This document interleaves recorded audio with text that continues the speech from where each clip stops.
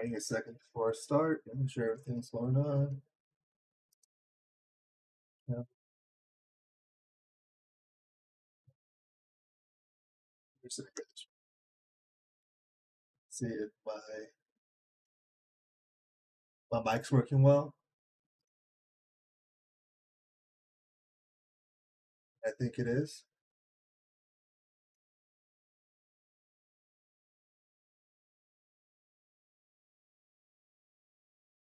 Cool. Edit. I'm gonna change up my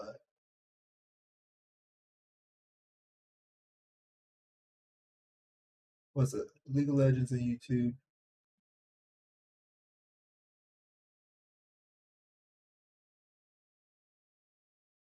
Whatever, we'll keep it.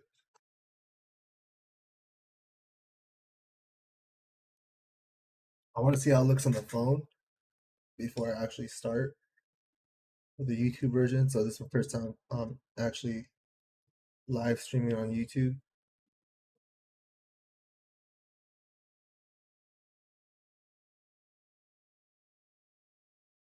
See how it looks on the phone before I actually start. Oh, that's weird. So this is the first time I'm actually live streaming on YouTube.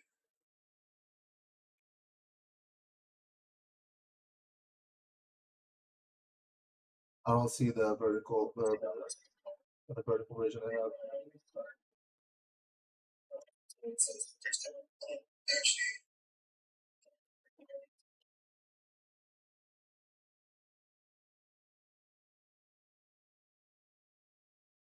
I don't see the vertical version I have.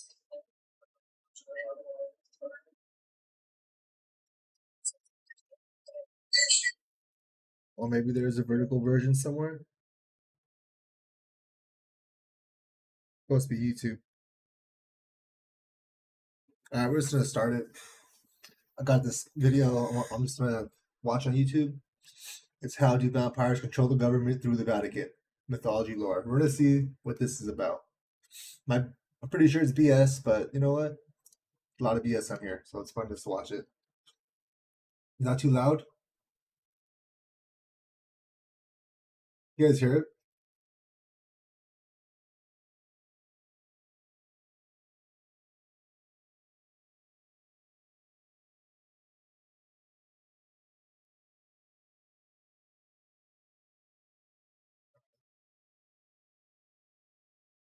I don't think you guys hear it. Before I do that, this is the setup right here. Actually, I can just check.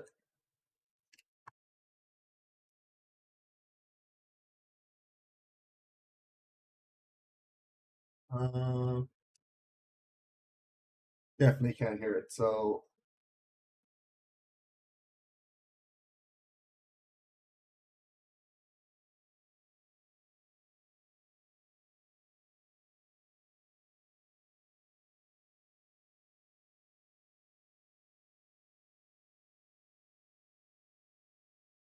desktop, is it at? Oh, you know what? It's under settings. I know exactly where it's at.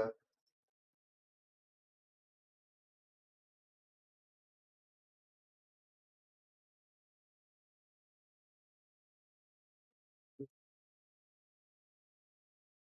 think it should be good. Okay, we'll see now.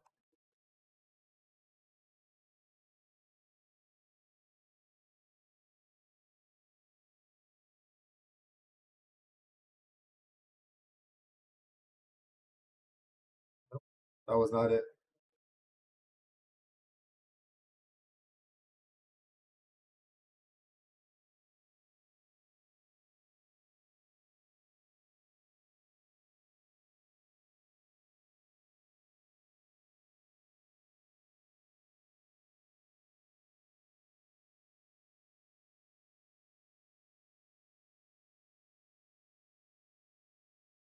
Why is it off?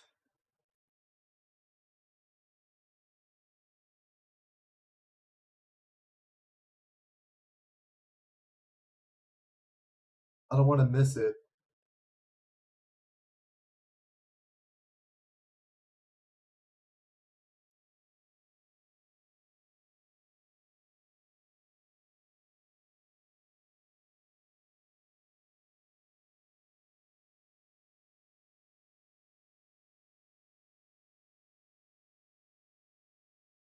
That's one more time.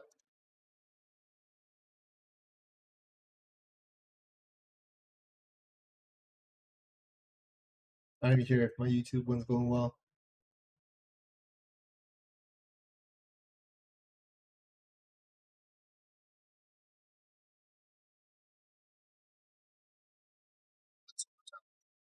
Oh, I know what it is? Alright, cool.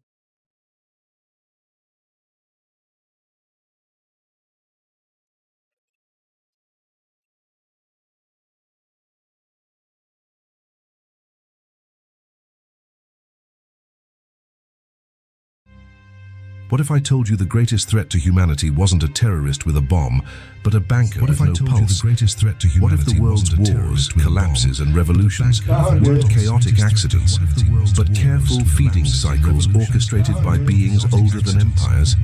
What if I told you vampires are real, not gothic caricatures in ruined castles, but immaculate titans in Armani suits who speak 10 languages, own the patents to your medications in Armani suits who speak 10 languages, own the patents to your medications. Alright, that sounds crazy. Alright, that sounds crazy. Alright, that sounds crazy. You guys hear that? It's mute. I want to mute it. Hear that? Oh man, mute. I want to mute it. Hear that? Oh man, mute. I want to mute it. Hear that?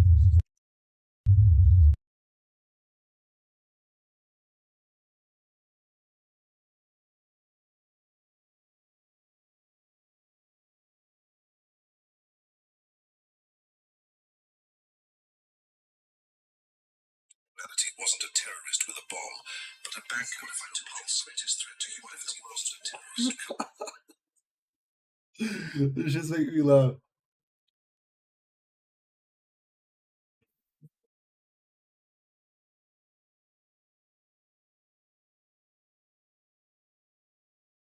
Wasn't a terrorist with a bomb.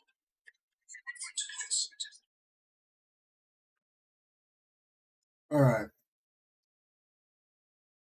I think we're good now. Everything went back to normal. Wasn't a terrorist with a bomb. Wasn't.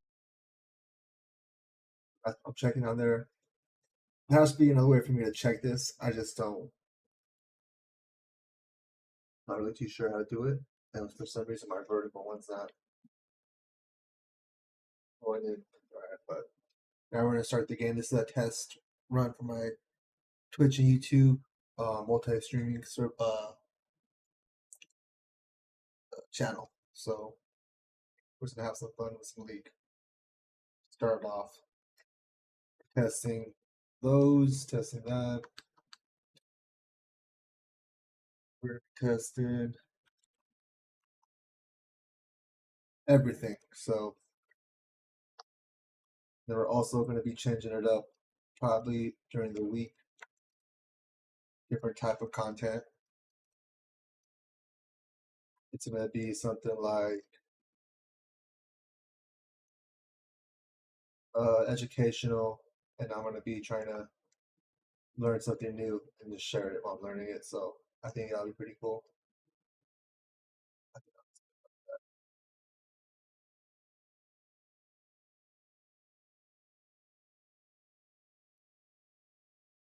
Let's start it up. And dine on your fear like it's vintage wine. Now, what if I told you the Vatican has known all of this for centuries and covered it up? Yeah.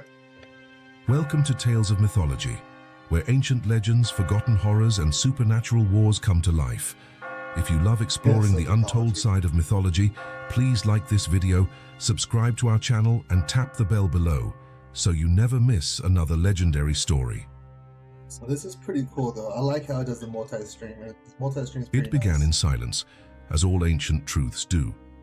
In the cryptic stillness of the Vatican Apostolic Archive, behind vaults untouched since the French Revolution, a red-sealed scroll was finally unbound. The date was September 16th, 2002.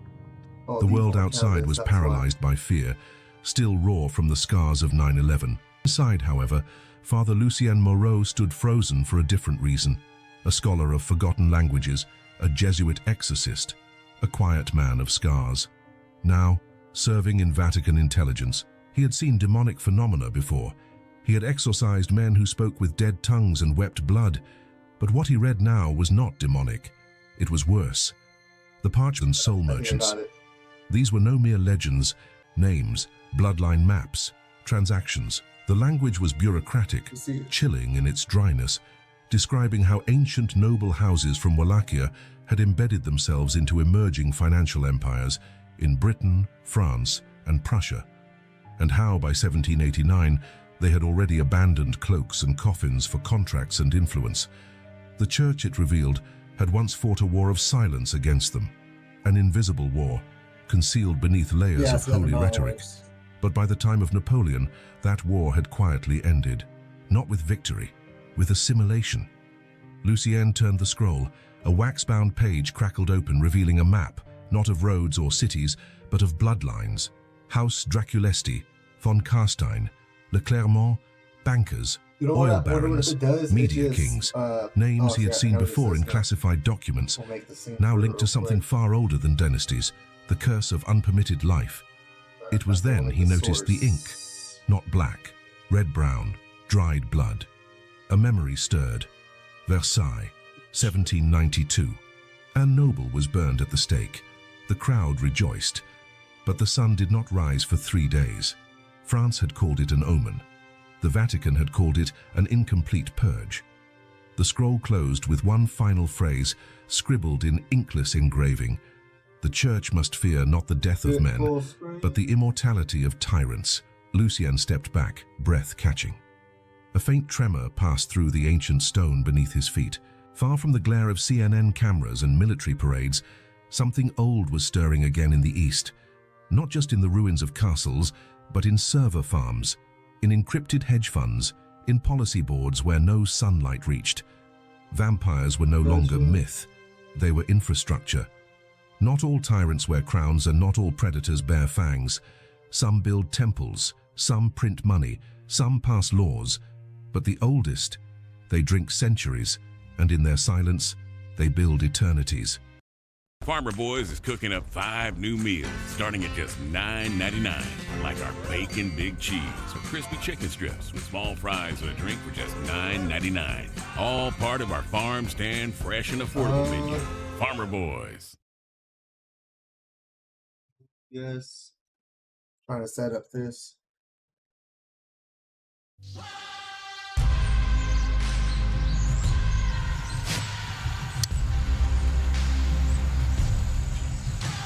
How is this? Google Legends?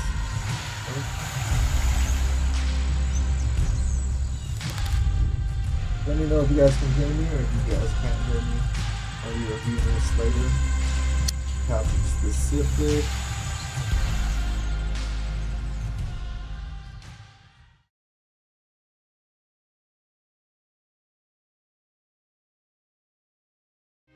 It's taking forever to load up. The senator collapsed without a sound.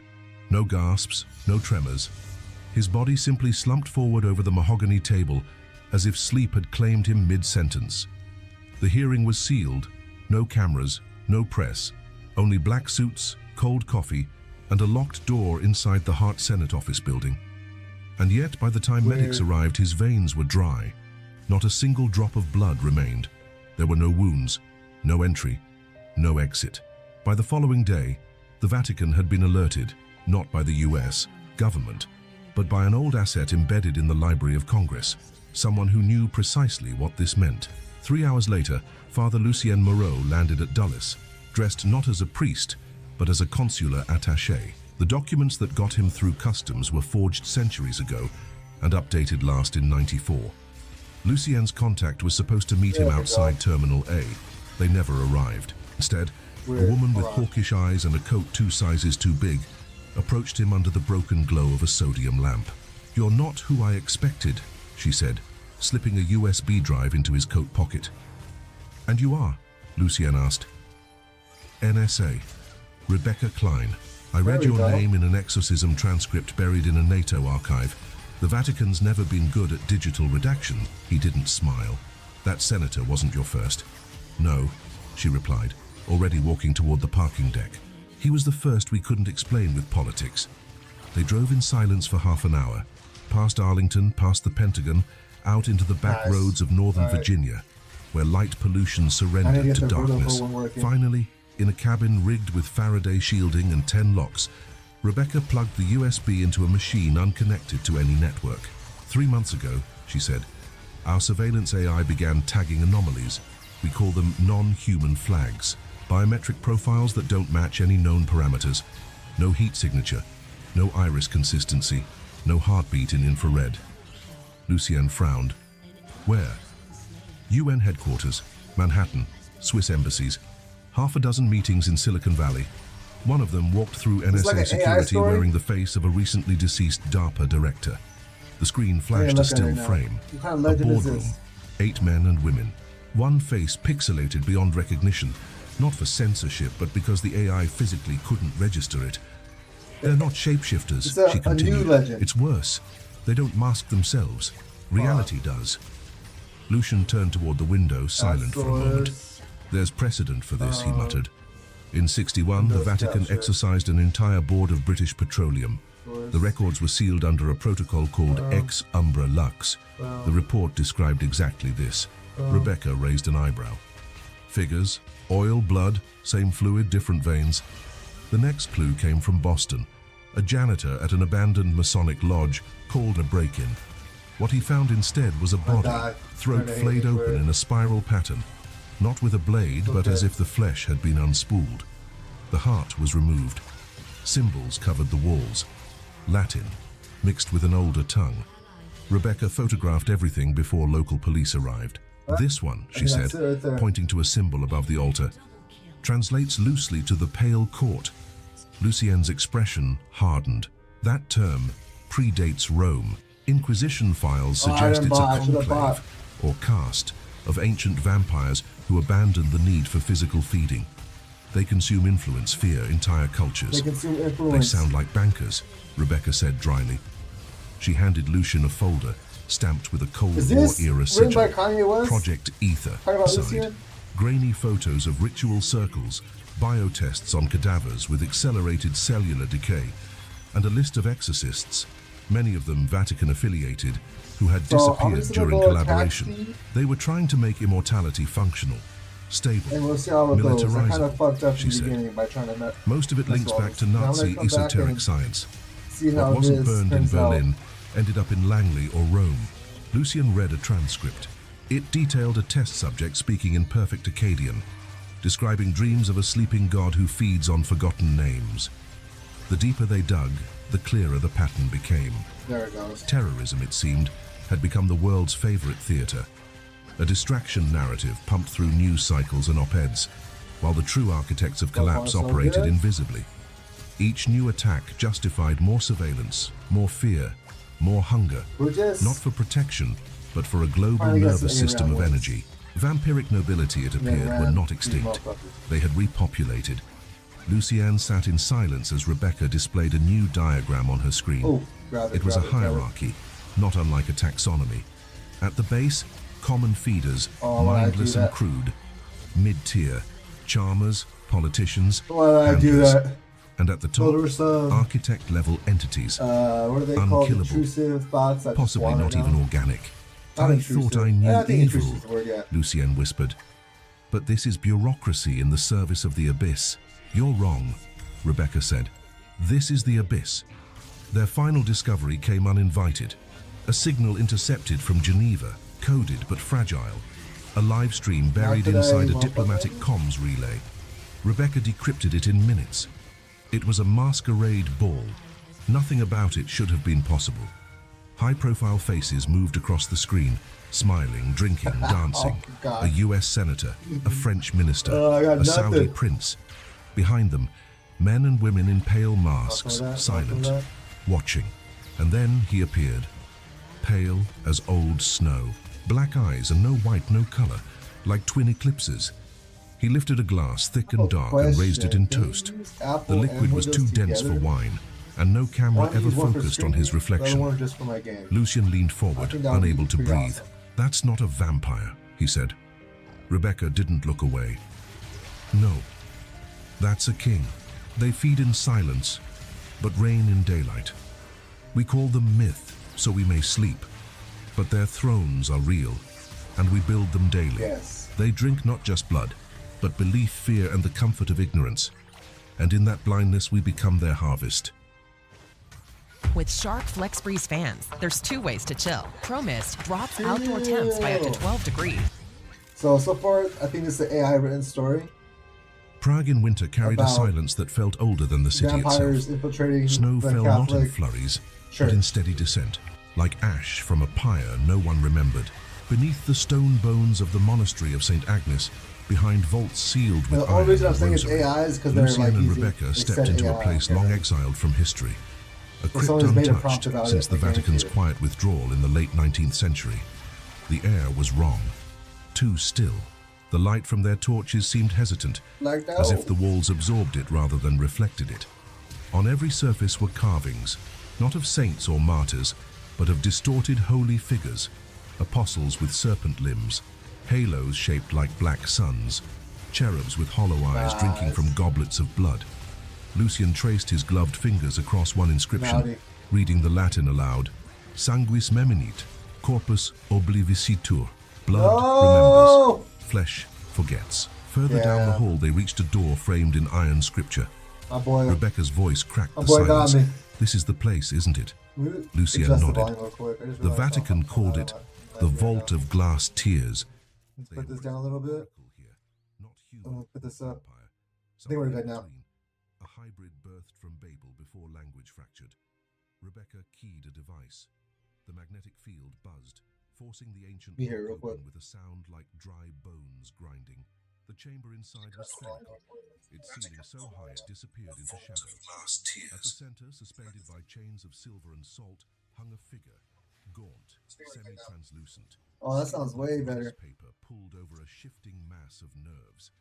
Its eyes were closed, its mouth moving silently, repeating something unheard.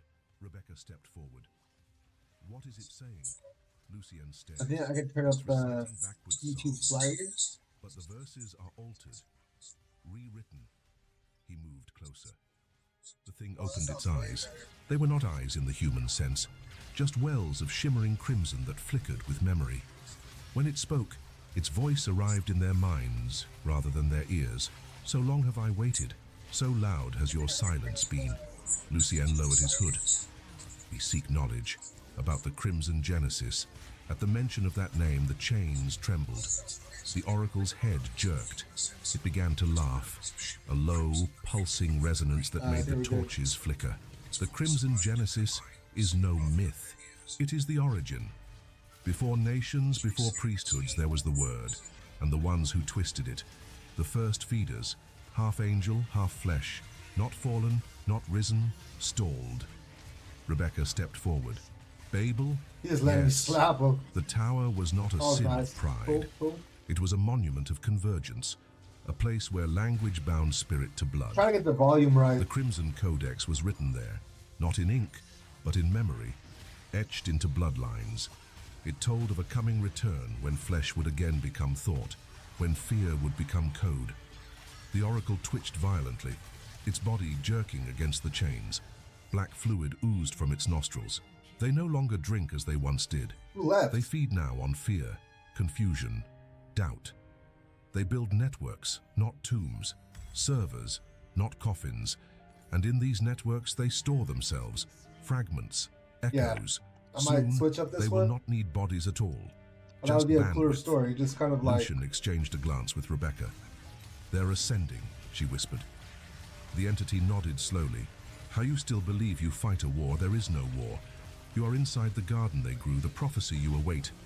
It was theirs, planted, it was all nurtured, dead. to prepare you, to make you kneel before they arrive. Lucien stepped back, trembling. There's a passage in the book of Job, hidden inside metaphor. Oh, It speaks of a sleeper buried in Rome. Beneath Like the St. book of Peter's Job. bones, the oracle turned toward him slowly. He stirs. His blood Yeah. still hums in the Vatican stone, Yeah. in your dreams. You think you fear his awakening, but no, you fear remembering, He's dead because too. you were there. Suddenly That's the what I'm chamber talking about. groaned. Stone shifted. Heat surged. Rebecca pulled Lucienne away as the oracle began to convulse violently. Its final words came as flame erupted from its core, incinerating chain, flesh, and memory. The war you fear ended long ago. You are not at the gates. You are already inside. The fire consumed the chamber, licking up the walls and melting the corrupted scripture. Lucienne and Rebecca barely escaped the blast, stumbling into the frozen air above as sirens blared in the distance, sirens no one had called. That night, far away in Rome, beneath Vatican City, a drop of something ancient fell from an invisible crack in the rock beneath St. Peter's tomb. It sizzled, then it pulsed. In Lucien's dream, a voice called his name. Not in Latin, not in any human tongue. It sounded like blood remembering. Time is not a river, it is a wound, and through that wound, memory seeps. Not all who recall are alive, and not all the dead are still. Beware the dreams that speak in fire, You know what? I'm gonna fix for they this do up not a come to little bit. warn, but to wake.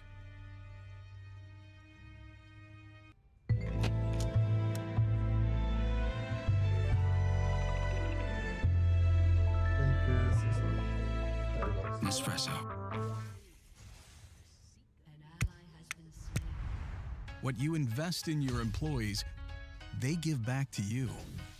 If you guide them on their career path, they'll stay. But if you don't, they'll leave, taking your company's momentum with them. So help them explore where their careers could go and develop the skills to get there. With insights and tools, They returned to Rome on the eve of a solar storm. The sky above the Vatican rippled with sickly hues of violet and red, and Lucienne knew before the wheels of their plane touched the runway that something within the Holy See had changed. Let's The focus. silence was too clean, Well, the we're air just too fucking still. around. The city did not sleep. It waited. By the time they Gotta reached the stretch. Apostolic Palace, Yeah. the old guards at the bronze doors had been replaced. New faces, unfamiliar eyes, men who offered no This is some blessing, leak stuff. only blank stares and the dull glint of subdermal implants behind their temples. Inside, the corridors were lit by gaslight, a tradition rarely broken, now seemingly ritualized. Might throw No some AI welcoming stuff on clergy, just to look at. no escort from I the don't know, I'm just getting around secretariat. this shit right now. My It was brother's here. Rebecca who saw it first. My daughter. The paintings. One by one, portraits of cardinals lined the main hall. But the deeper they walked, the younger the faces became. Not by sequence, but by aging. The most recent portraits were cracked, yellowed, aged into relics. Yet the older frames, those dating back centuries, looked as if painted yesterday. And the faces never changed. Not a wrinkle, not a blemish, not a difference. Time is bending here, Rebecca That bitch muttered. asshole. No, Lucienne Bitch said softly. asshole. Time has been repelled. They reached the library vaults beneath the Apostolic Palace. Here, surrounded by chains, relics, and glyphs carved in human bone, they met the true face of rot, Monsignor Corvius, a man Lucienne remembered from childhood, long thought dead.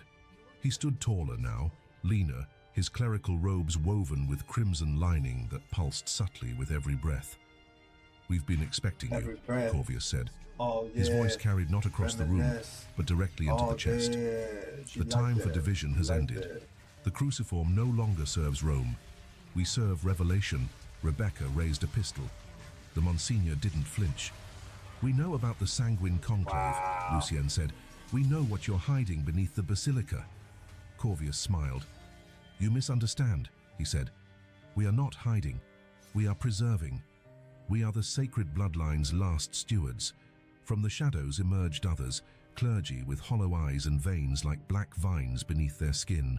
Each held a relic, a rib from a forgotten saint, a sliver of the true cross, It's getting me a right now, vial to of be honest. oil that shimmered red. Get some coffee. All corrupted, all inverted. coffee. Corvius Yeah, stepped right. closer. He drew forth a weapon, not a sword, but a spear tip, ancient, whispering.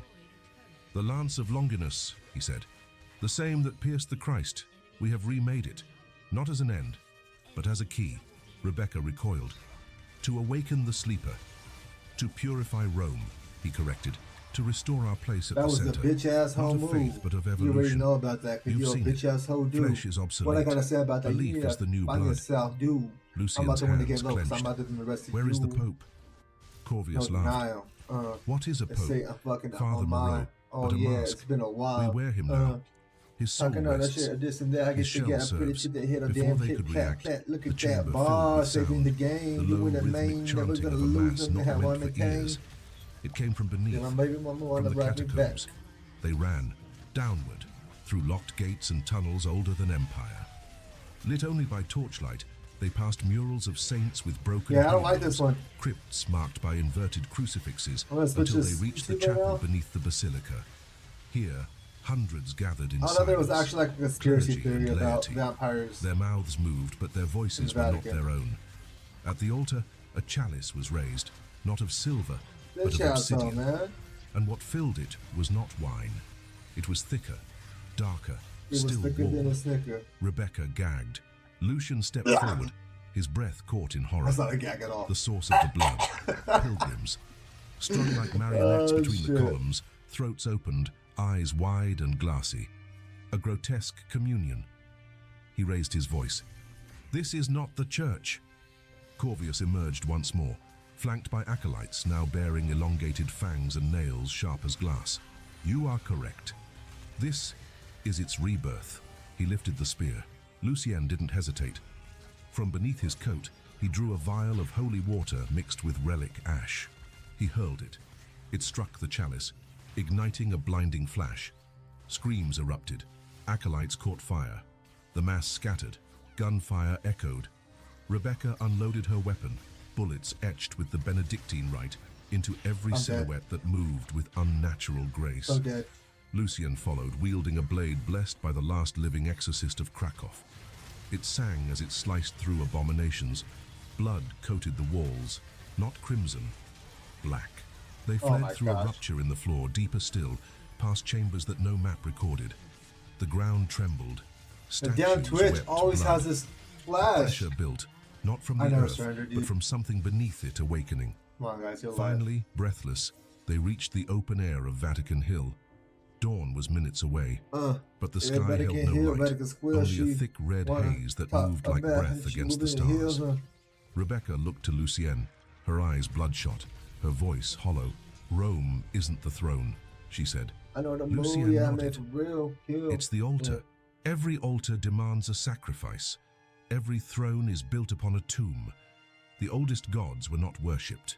They were obeyed. And what we call faith was always just the fear of hunger in the eyes of something ancient.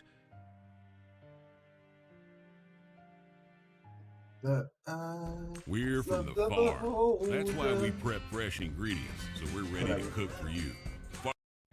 In the weeks that followed the Much time Vatican we got on Purge, this? the world We'll keep began to listening to it. tilt. Slowly at first, like I the want pizza shifting of an tonight, ancient so I'm clock, gonna hit up my girl long quick for some forgotten in some pizza. cathedral tower. Then, Finish all the at pizza once, over. hospitals reported missing inventories from blood banks, millions of litres gone with no audit trail. Red Cross outposts across Eastern Europe went dark, communications severed. Refugee camps vanished from satellite maps. Entire towns in rural India and southern Brazil were marked as resettled zones by global health agencies, despite no recorded evacuations. It wasn't conquest. It wasn't collapse. It was extraction. In the absence of visible war, something colder took its place, a new economy. The term appeared first in black market forums, taxa sanguinis, blood taxation, enforced quotas by wanna make- syndicates once believed to be short drug right now. cartels or paramilitary No, I'll wait factions. for the short. They operated with clinical precision, targeting select cities, neighborhoods, even families, using biometric census data leaked So I through may global have to health go grab programs. my Red A Bull family real of quick. 5, 1 unit per head, collected weekly. Exceed quotas, and someone disappeared. Oh, Default more than twice, and the whole street Okay. burned. And yet the world spun on. Stock markets All right, dipped, go back, then come on. rose. News anchors smiled, Red never Bull. mentioning the new Red class Bull. of disappearances. Governments pointed fingers, but no one fired a shot. There was no enemy, just static in the system. And within that static, symbols. Artificial intelligence networks across Europe and Asia began broadcasting anomalies, pulsing glyphs overlaid on financial dashboards and public transportation schedules. Those who looked too long suffered nosebleeds, seizures, psychotic breaks, but the patterns remained, etched into the data flow, nested inside drone software, smart fridge firmware, streaming platform recommendations. Rebecca traced one glyph back to a Vatican relic catalogue from the 18th century. The symbol corresponded to a forgotten Roman deity, Dis Pater, god of the underworld and guardian of what lies beneath. He had no temples, she said, studying a codex beneath candlelight. Only gates. His feast day aligned with lunar eclipses, and the next one is in 8 days. Lucian was already reading the scroll beneath her elbow. "This isn't a god," he murmured. "It's a warning label." Further translations revealed the truth. Dis Pater was a mask, one of many worn by a being only known as the Architect. According to fragments of Roman esoteric texts, the Architect predated pantheons, not worshipped, not prayed to, only fed. Submerged beneath Rome during the rise of Constantine, buried by 12 concentric rings of stone and iron-laced blood. That tomb had a name, recorded only once: Domus Sanguinem Totalum, the House of Total Blood. The Architect did not hunger in the way of lesser vampires. It consumed identity, memory, form. Its awakening was not a return, but an overwrite, and every system infected by the vampiric syndicates was part of a ritual calendar. Each digital blackout, each manufactured war, every outbreak, coordinated pressure points to fracture human will, to dissolve resistance. The harvest had already begun. They tracked the next convergence point to Trieste, a liminal city where empires once bled into the sea. From an abandoned naval crypt, they hacked into a dormant NATO relay. What they found wasn't just surveillance footage. It was a live feed from beneath Vatican City. The tomb had cracked, not fully, but enough. In the footage, obsidian urns ringed the chamber, each filled with a viscous red fluid stirred by unseen forces. Above them hovered coils of metal and bone, part antenna, part altar. The Architect was not yet visible, but the chamber vibrated with a low frequency that distorted the video signal. Lucien watched one of the urns throb, pulsing like a heart. For a moment, he thought he saw faces in the blood. I had to take screaming. a fat piss. "It's not summoning destruction," Rebecca whispered. "It's uploading it." They didn't make it out of Here's what it Trieste. is. The moment they exited the crypt, a transport van struck them from the side. Not a crash, a precision abduction. Lucien awoke first, wrists bound with silver filament, eyelids heavy with sedative. Rebecca lay beside him, pale, breathing shallow. Above them hung mechanical siphons, humming with ancient sigils. Tubes coiled from their veins into obsidian urns, one by one filling with blood. A voice drifted from the shadows. It belonged to a woman, or rather the memory of one. Her face was impossibly symmetrical, her eyes black where white should be, her breath sweet with the rot of myrrh. "You were never meant to be free," she said. "You are notes in a symphony played long before language." Lucien tried to move. The restraints burned. His voice barely left his throat.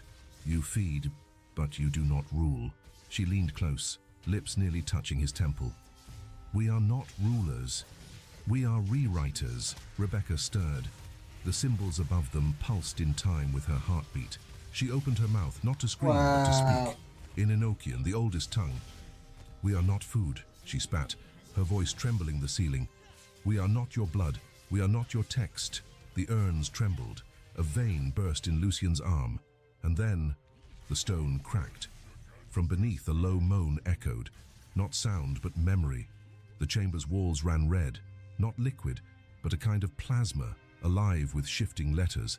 Language itself began to bleed. Concepts dissolved. Names lost meaning. The Architect was rising, and it would speak the world anew.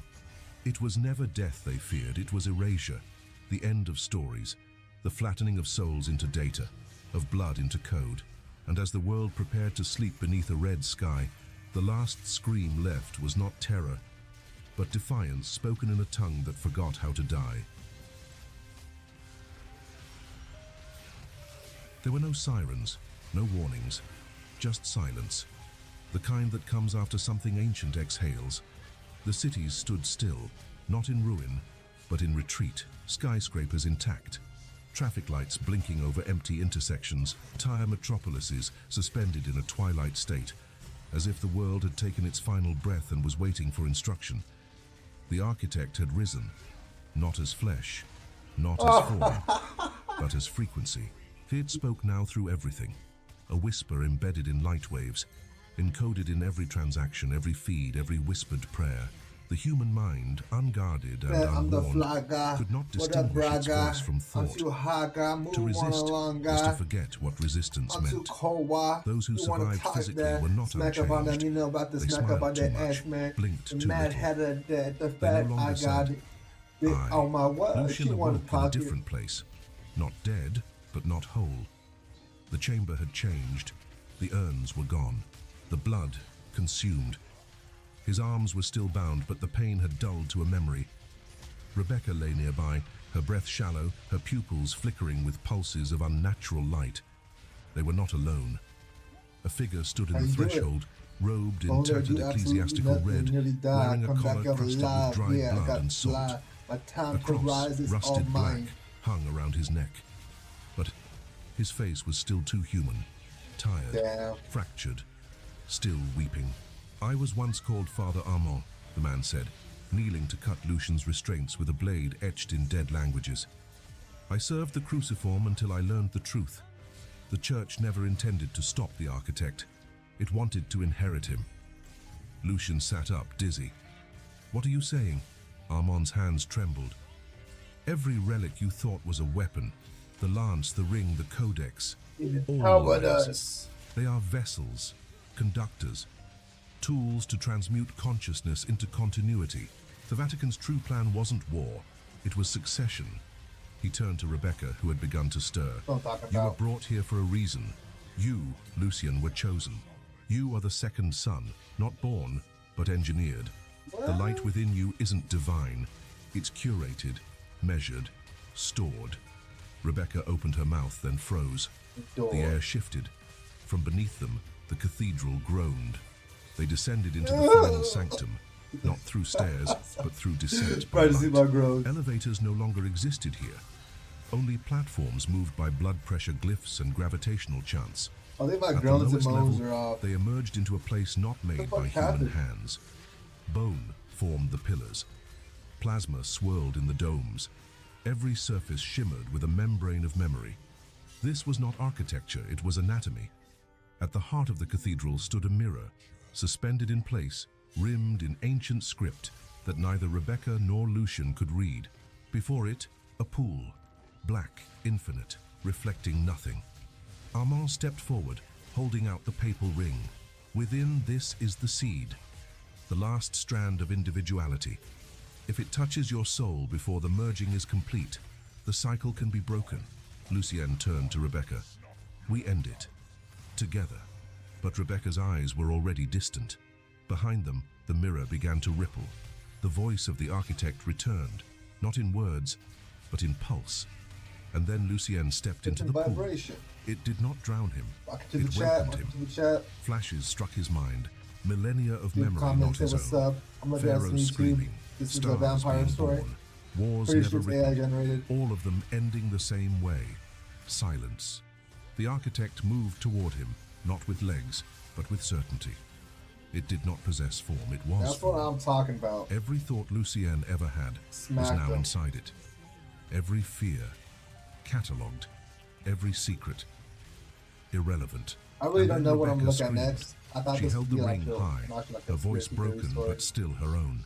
It's In just memory's name, I sever thee. a story The ring about struck vampires. Lucien's chest. Not hard, just enough. The connection faltered. The light shattered. The architect recoiled. The pool boiled This is red. a test stream. Lucien screamed as something was torn Streaming from on him. Twitch. A name, a past, Streaming on a YouTube. tether. He fell backwards, And then breathless, tomorrow and half-consumed. next week we're doing Rebecca something a little collapsed different, beside but him. The mirror Right now it's fractured. just testing The of League of cathedral Legends on trembled. YouTube And then and the stillness. multi-stream. Later, Lucien stood alone on the shore of Wow. the Ligurian Sea, They just got far smacked. from Rome, I'm far not from going in. anything that still bore a name. His skin was paler now, his breath slow.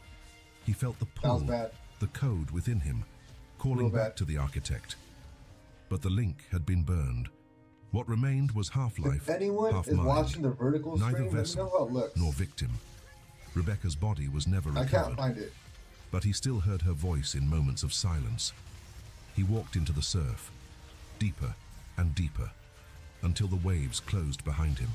Beneath the sea, where names cannot follow weeks later, the conclave gathered. A new pope was elected, young, charismatic, untouched by scandal. The people rejoiced, the networks recovered, the blood drives resumed, the world healed. But in the reflections of mirrors, in the edges of security cameras, in the pause between static, a figure in black stood, always watching, I don't know how I felt about this always story. remembering. They didn't win. They simply began again. The last truth is this: What's the not truth? all monsters feed, some remember. And it is in that memory that the future hides. Alright, perfect. I can switch the story now.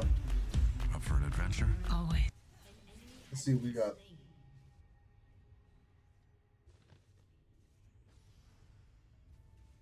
The first vampire, I'm pretty sure it's the same type of thing. You know what? We can finish Jimmy Carr thing. Yeah. So I'm there's almost done with there's a Joe Rogan. university in New York State that is a very overqualified physics department that's connected to a hedge fund that does Bernie Actually, Madoff numbers, like this one's magic pretty numbers. interesting. I have no clue who Jim Carr And he was. thinks So. this is also connected to some That sort guy of seems pretty cool. possibly some sort of breakthrough science where everybody is like completely locked down, totally top secret, no leaks, no disclosure, constantly working on this thing in the interest of national security. Everything's kept at complete secrecy. Yeah. Why was Probably this is some of the Yeah, I things noticed that we see myself in the just sky. looking. I have a my feeling laptop that there moved is. by. I'm open to the idea of us being visited Hold for on. sure. I am also Hold on. I'm gonna very move my YouTube convinced chat over that some here. of these are either China's, Russia's, or ours. what happened with New Jersey earlier? You remember earlier good in the question. year? Like, it Yeah. feels like the news cycle. It's actually back to Eric Weinstein. It's that thing of like anti-interesting. That's such an interesting story that was in the news cycle for like Well, they 24 just hours, killed and it. they went, oh, okay. They killed it. Nothing, I guess. They Nothing to talked see about here. it all the time, and then they killed it. I think they were probably searching for something. The primary theory that I've heard from the Tinfoil Hat Brigade is that there was a warhead Brigade. that was unaccounted for. There was a nuclear warhead. You know, I heard about they that. tracked Have you some of seen the these- numbers on that? Oh, yeah. It's the broken arrows, they call them. Mm-hmm. And apparently there's like 18 broken arrows. And you go, what's a broken arrow? Well, it's a thermonuclear missile, and we don't know where it is. Yeah, We've misplaced that. yeah. That's not great news, is So it? the fear Oh, you know was what? that Oh, there oh. was somehow or another through some port of entry That's what or happens something when I look at something they else. made it into the United States. And so these There drones we go. were using some sort of gamma ray detection go back. devices, some top secret stuff where they were flying over these areas in a consistent grid and trying Oh, to we're dead, get a we're dead. reading, see if they could find that thing. Because if that thing exists, you'd be able to get a reading Get the rocker. and figure out, Get the okay, rocker. there's something down there that's emitting a very unusual signal. We might have found it. Yeah. Well, I mean, that's the argument for Good stuff. None of life us died. I visiting thought us, Mundo was gonna is die. that we split the That was atom, nice, Mundo. and somehow that's like a fire alarm in the That's universe. why the club, the mothership, the rooms are named Fat Man and Little Boy. Yeah. That's why. Oh, because after the... Yeah, of because course. after the bombs is when the UFO phenomenon really hyped up, really increased radically. Oh, he's the, done. He's done. Kenneth Arnold sighting, the famous where the term flying saucer was coined. That was in the 1950s. I want to say that's like 52. And then It there's feels like that. It feels like, I don't know, 10 years ago, talking about being visited by aliens was like absolutely tinfoil. yeah. And now Oh man, I'm politicians feeling are that asking right now. questions, Mhm. and we kind of want to know more, and yet it feels like it's kind Come of on, a Timo. new story that wouldn't be surprising now. Right. Well, I think that's the goal. Like the goal is to normalize it. And if you were a government, you know, we had Hal Puthoff on, who's a physicist who, during the Bush administration, was I thought I was gonna contracted live. along with several other God. scientists to devise a list. This was the mandate. They came to them and they said, "Here's the issue. We Oh, this looks have way better like crashed this, so- UFOs, and we have recovered biological entities that are not of this world." what would be the I'm pros, just and gonna they didn't tell switch them if this this was side true or up not. real He quick. said, what would be the pros of disclosure, what would be the cons, and I want you to attach a numerical value to each one. So disruption of government, religion, politics, all these different things. Like what would happen to the nuclear family? I'm Like just trying to what set happens myself if up. we know we're not alone? Like I said, this What is a happens if test we are run. visited on a consistent basis? Trying What to see how everything happens? looks. And the when they chat, did it at I the end, appreciate it if all anyone of the is gonna hit the scientists chat had achieved so I can see similar how fast we can conclusions respond. that the Like, cons quick. outweighed the pros in terms of numbers. Quick. And so because of that, they decided not to disclose. Like a cheetah. So this was like during I the get 'em, yeah. 1980s, I guess, with Yep. 90s. Get When outta was here. Bush 2? No, okay, Get 2000. outta here. So Come 2000. on. So it was around then. Yeah. Yeah, what do they know? What do they tell you the first day? Perfect. I don't think they tell you. Oh. the first thing. I think the president is a temp. The president's like a substitute teacher. I don't think. I don't think you get to know Guys much. laugh. I don't think Trump knows. Well, I I think they worry probably that told it's him all. some things. you I know? worry that the government is like. There's a theory that there hasn't really been an American government since 1945. No, since because- '63. Well, because everything got siloed. Like in wartime, everyone's talking to everyone and making everything happen, and it's like, Oh, okay, we're at right, war, right. and then everything gets siloed, and okay, that's a secret thing, that's a secret thing, that's a secret thing, and then the guy that's holding the secret keys retires. I think and that's that it, whole guys. department's Give 'em just this right. funded forever, but you don't quite they're not talking to GG. them. And then you have people that are in great positions of power that get off on keeping these secrets and keeping this Come on, man. information Come on. and having the knowledge and keeping it only to themselves, especially if they're manipulating things. This was like a big problem with the CIA, and this led to when they had the Oh, disclosures, and the saved it. Church Commission, and when people found out what the CIA was up to, and all the weird shit they did with MK Ultra, and Oh my god, that book! I Yeah. got to thank you for that book. Chaos, incredible. So Can't recommend it enough. I listened to the episode. I went back and listened to your episode with the guy, and I went, okay, this is interesting. What's he called again? Tom O'Neill. Tom O'Neill. He's got a new Yeah. podcast, by the way. Does he? He's got a new podcast where he's kind of going like an in-depth Yeah, interview. just It's escape. with Rick Rubin's. You know, Rick Rubin's got Sure. a podcast. It's his podcast company Oh, has done man. one with him. I didn't even know Rick Rubin had a podcast. Get company. outta That's here. funny. I love he's- Rick. well, I he's- text him all the time. I didn't even know he had a He's, podcast. he's got a Come great on. podcast. He's the best. Oh, he's such a. Let me He'll kill him. entertain Let me any kill him. ideas. He'll say- Oh. he's fucking. He's wonderful. He gets down the rabbit hole. But he's so I listened to the Oh, thing. And I man. went out, I read the book, and the book is like you kind of read it Oh. and go, this Thought I had him. this can't be like that's an extraordinary chapter. This can't get any weirder. And then you go, oh, sorry, Charles Manson is connected to the Kennedy assassination, and sorry, he's also connected to the MK Ultra experiments, which are real, which sound so much fucking weirder than any other conspiracy theory you've ever heard. And they're real. Yeah, Yeah. and you can. I mean, it's like the book Got is it. just Yeah. it's wonderful. Yeah, it's a great I book. think it's looking good. And it's all We're setting history. everything It's all up. the Pretty United nice. States history, and it's what happens when people have unchecked power. They do crazy things, and what our government did was a lot of mind control experiments rather. Yeah. Yeah. I guess it's experience too.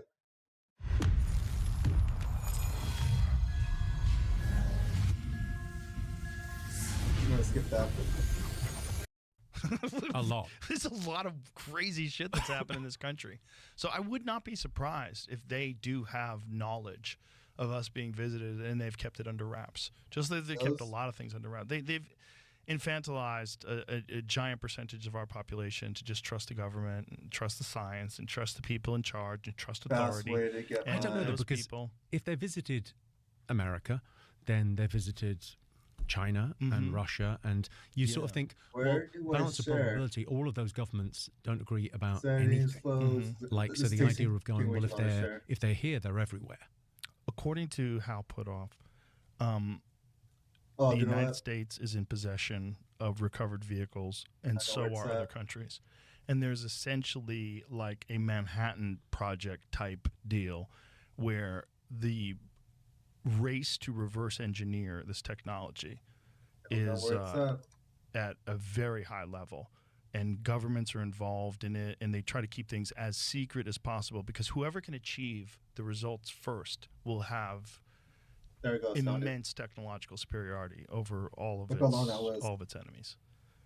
It's If way these too things long. are real, if they do have some sort you of guys a can even see device it? that can move through space in a way that we just can't even fathom, would traverse immense distances almost instantaneously.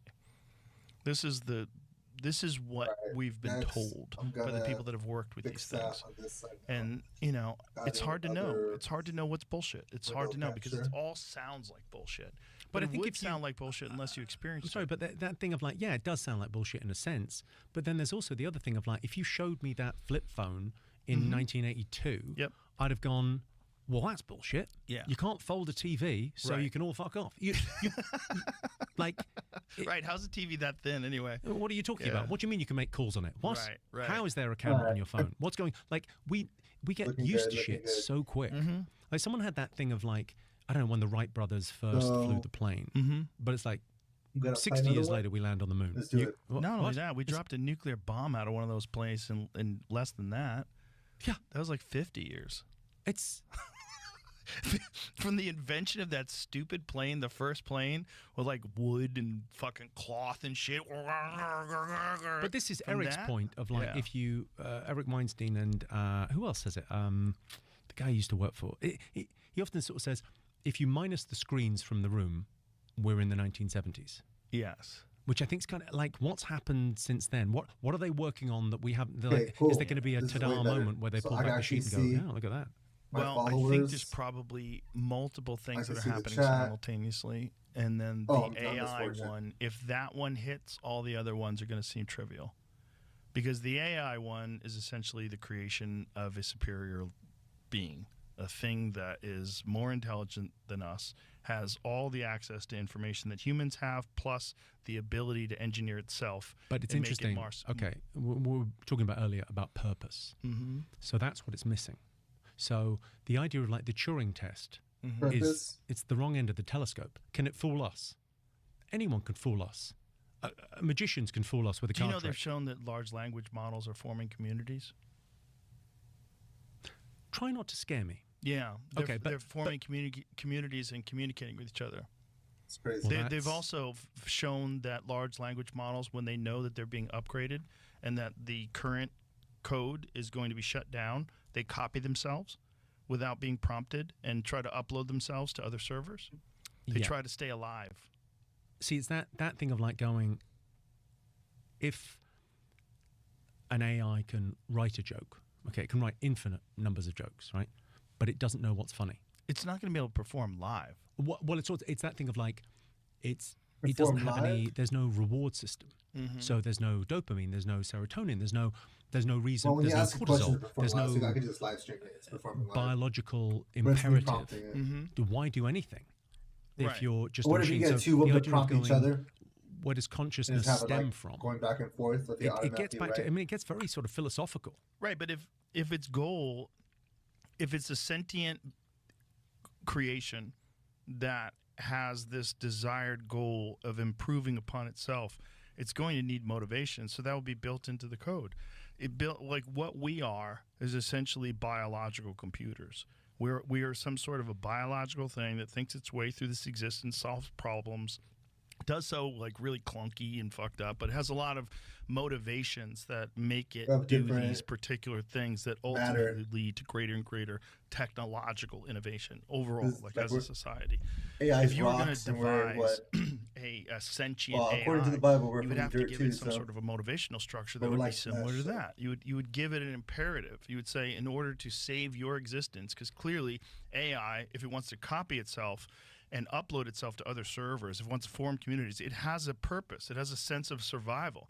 We're very naive to think that our own version of our sense of survival is the only version that's possible. It's totally possible that digital life would have a similar imperative, and that it would try to find better versions of itself and make better versions of itself and try to stay alive. I think I flew to Amsterdam earlier in the year with a friend to see Richard Dawkins give a talk, and it was he's just fascinating. Yes. And you go, well, that that's idea important. of going, we are, it's the selfish gene. It's the idea that we are. It's the DNA is the thing. we're just obviously The we're rocks don't have this, DNA. Or do this they? thing I don't think that's so. there to transfer Ram the DNA. rock DNA. But Richard Dawkins He's has the never only killed one on real one? stage. He's never done a theater in the round or an arena in the round and crushed. He doesn't know the connection between human beings that comes through laughter and joy in that way.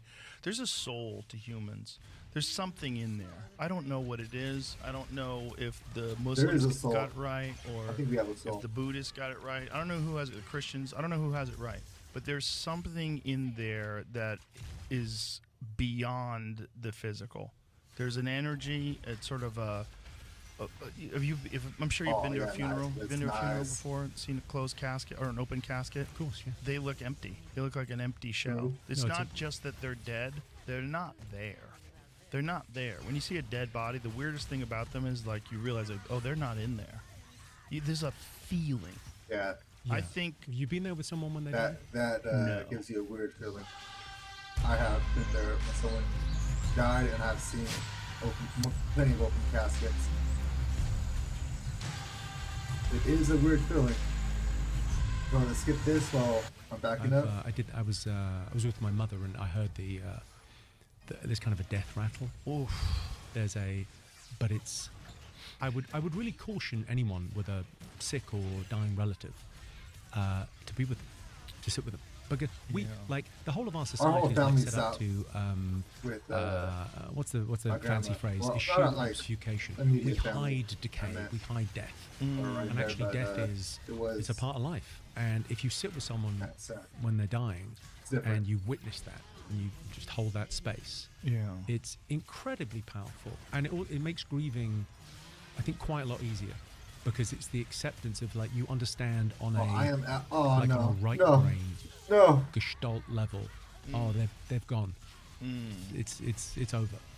But it's incredibly Yeah. powerful thing, and I think that you get to religion whichever way you go at this, whether you go physics or whether you go spiritual or You get whatever. to the mystery. You get to the mystery. Yeah. Like what the hell is going on? The mystery of it all. I mean, just the sheer immense size of the universe itself is Papa, no.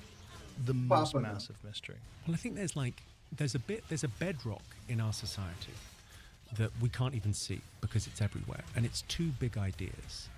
It's Platonic ideals of Plato, and I think it was the Zarathustrans, if I'm saying that right, that religion. Yeah. And so Platonic ideals was like the ideal version of something, and then it was the Zarathustrans had the idea of heaven, the first religion to have the idea of I heaven, never heard of that. a perfect place. Mm. And It's Zara- Nietzsche What? has He been always very says it again. misused by history, but his thing was embrace the chaos. We spend our lives thinking about the perfect version. Like we're trying to come up with the answer. We're trying to solve something as if it's complicated. And it isn't complicated, it's complex. It's unknowable. It is a mystery. It's not hidden from us. It's a mystery. And it's the idea that you go, embracing the chaos is just saying, yeah, it's kind of untidy. We don't get to know. I realized as we were talking that I fucked up what Mark Andreessen said about quantum Oh, that computing, was- and it's even Gonna more survive crazy. that one right now. It's not traditional computing. It's if you took every atom Please, in the please universe subscribe. and chat. converted it into a computer, into a you know, all that good supercomputer. stuff. It would take Follow. the universe would die of heat death. If you had a Light. supercomputer the size Whatever. of the All universe, of them.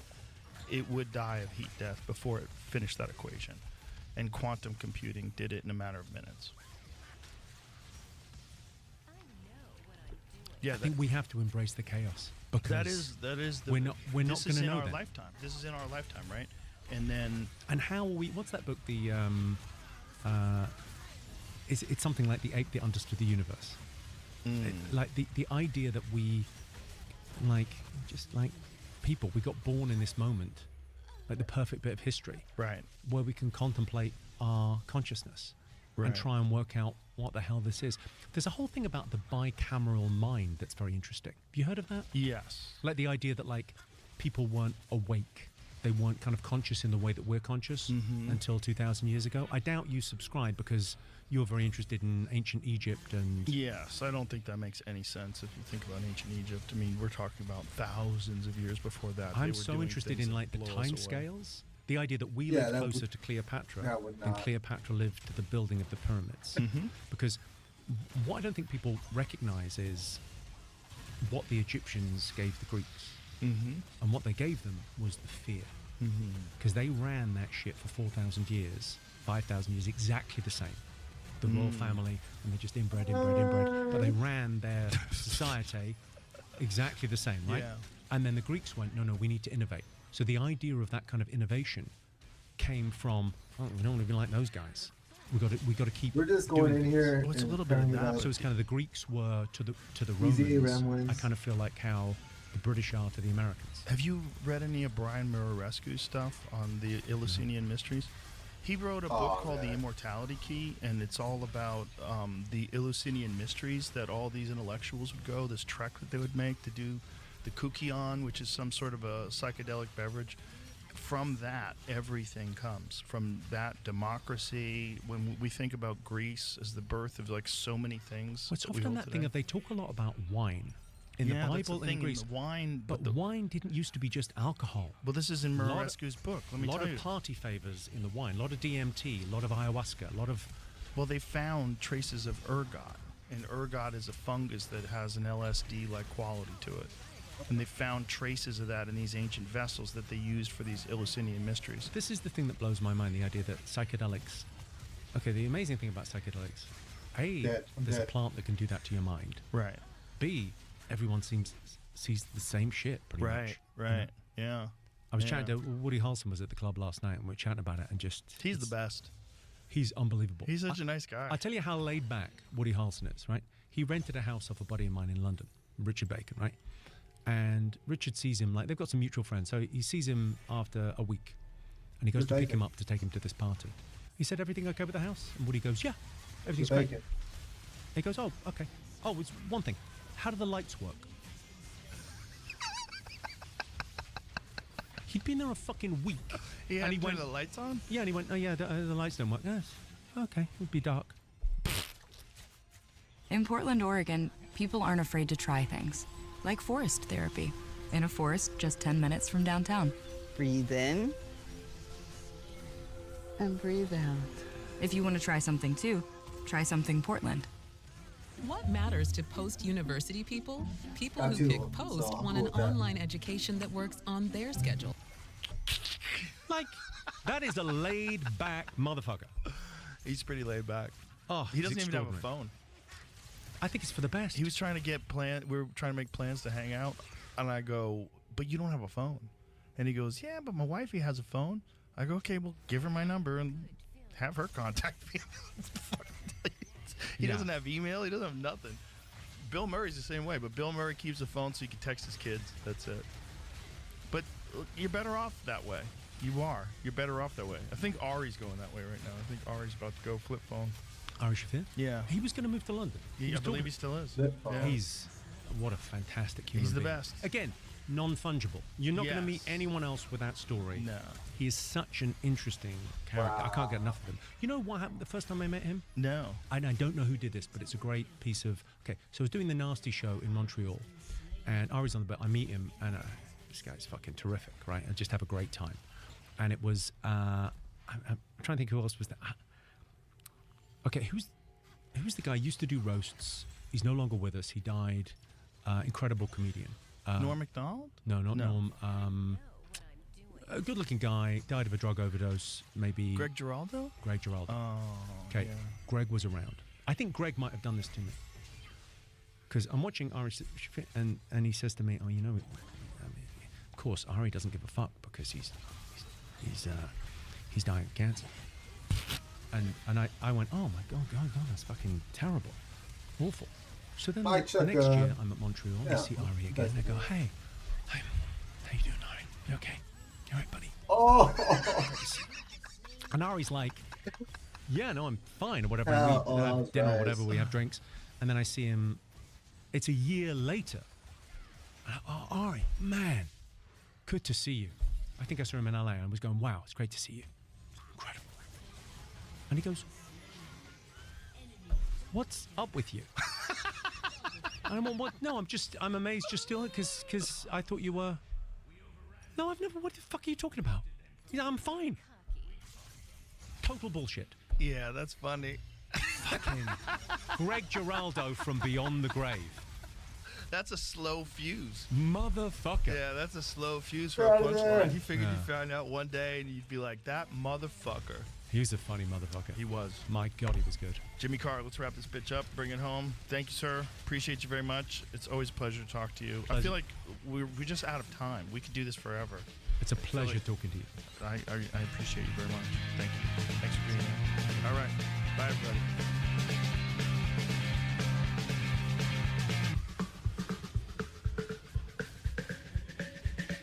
That was a 3-hour one. That was a long ass time. That was a good one though. I like that one. Behold, Cecilia, Grounds don't work on Bunny Girl. Hear it hum. This weekend, have a weekend. This is Cassiopeia.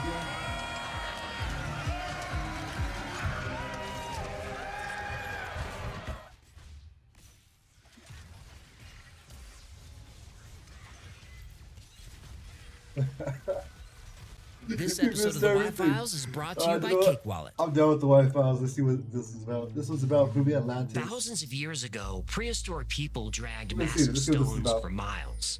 They arranged them in patterns across Europe, standing in circles, forming rows. These monuments puzzled researchers for centuries. Then came Alexander Thom, a Scottish engineer, an Oxford professor obsessed with numbers. He surveyed hundreds of ancient sites, measured every stone, calculated every angle, and found something impossible. A single unit of measurement, exactly 2.72 feet. This wasn't random. The same length appeared everywhere. At sites separated by thousands of miles, built across thousands of years. The megalithic yard mystery. Megalithic yard. Proving Archaeologists called it nonsense. Stone Age people had no writing, no metal tools, no advanced mathematics. But the number appeared everywhere, at every major site, in every structure. This wasn't coincidence. Thom believed he'd found the blueprint of a lost system, a universal ruler connected to the stars, the sun, and the earth itself. The system required knowledge these ancient builders shouldn't have possessed. So if Stone Age people didn't create this technology, who did?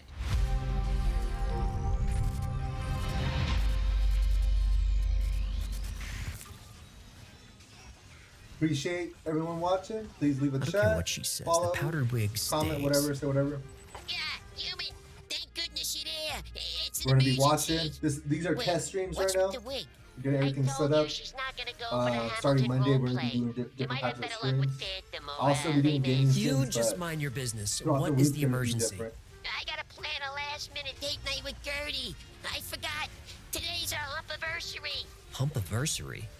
Yeah, to celebrate the first time we... No, I don't want to know. Just, what do you need me for? Yeah, I need to buy a candlelight dinner for 2, hoof wax, 3 hours on a hot air balloon, and a bottle of 2016 Chateau Lafite Rothschild. Chateau Lafite Rothschild? It's a red Bordeaux wine. I know what it is. You still haven't answered my question. What do you need me for? I need you to pay for it. And there it is. Wait, hear me I'm out. out of there. Gertie I'm and out I of there. share a bank account. If she sees the charges, she'll know I slipped my noodle, and I'll be in Dutch for a month. She watches the account that closely? Oh, yeah. She may have the hump of an angel, but she's got the eyes of a falcon and ears like an unsanctioned NSA eavesdropping program. I gotta keep these purchases on the QT. Well, it sounds like you need Cake Wallet. Oh, I believe you just floated my love gondola into the tunnel of sponsor. I sure did. Cake Wallet is your own private wallet for modern digital cash. No banks, no delays, no middlemen. It's free, open source, and offers industry-leading privacy features to keep you safe. With Cake Wallet, managing crypto is simple, secure, and completely under your control. Setting up is easier than opening a bank account. But unlike a bank, you're the only one with access to your money. Think of it as your own personal digital safe, right on your phone, where even Cake Wallet can't see or touch your funds. So even if Gertie tries to snoop, she won't get wise about the Skyriders' So wait, what's the private purpose of fireworks this? display and I wasn't really mariachi paying band. attention. Exactly. Although you might be going overboard. Plus, with Cake Pay integrated, you could shop at hundreds of retailers online or in person around the world. And it's not just about spending. Cake Wallet supports Monero, Bitcoin, Litecoin, and many other technologies, this is crypto. leading the way in privacy, all while keeping your financial information safe. If you think crypto is complicated, Cake Wallet is designed for beginners and advanced users alike. Download it entirely free from your app store. Start your crypto journey for free with Cake Wallet by clicking the link in the description. This is great. Now I can plan the perfect date. They did not let me live. Hello? They destroyed me. Yeah, but 1200 should do They it. beat my cheeks. Yeah, thanks. Sorry about that. I'm recreating the lake scene from the Notebook in the backyard. Please don't... Wait, what did you just order? 1,200 what? Ducks. You better not... You might want to park down the street tonight and bring an umbrella.